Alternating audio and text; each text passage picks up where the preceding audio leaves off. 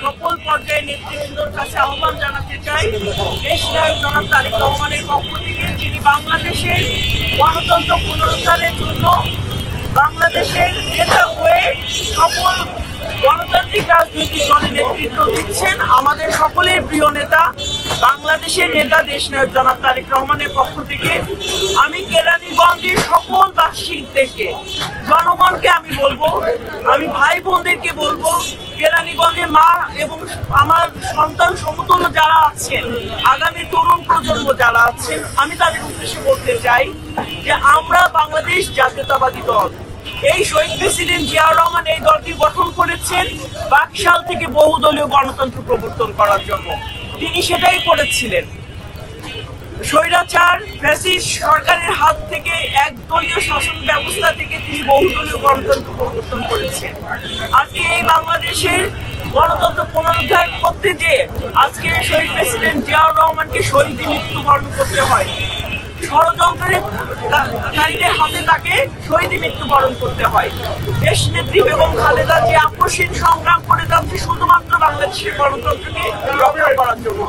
আমি কেরানীগঞ্জ সহ সারা বাংলাদেশের সকল পর্যায়ে বিএনপি নেতৃবৃন্দ এবং প্রতিটি গণতান্ত্রিক মনা ভাই ও বোনদের উদ্দেশ্যে বলতে চাই, আমাদেরকে সবাইকে ঐক্যবদ্ধ হতে হবে।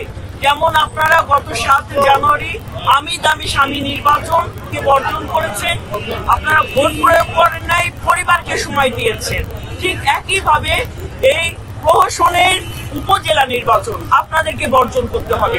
কারণ এই অবৈধ সরকার, এই হাসিনা সরকারের অধীনে কোনো সুষ্ঠু নির্বাচন হতে পারে না।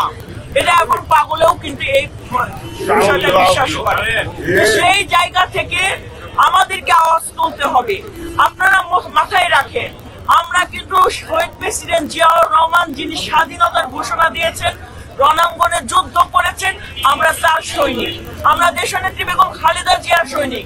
আমরা বাংলাদেশের 63টি রাজনৈতিক দল, 18 কোটি জনগণ এবং 12 কোটি ভোটারকে ঐক্যবদ্ধ করে রাখার যে কারিসামাজিক নেতৃত্ব বিএনপির ভারপ্রাপ্ত চেয়ারম্যান দেশ নায়ক জনাব তারেক রহমানের সৈনিক।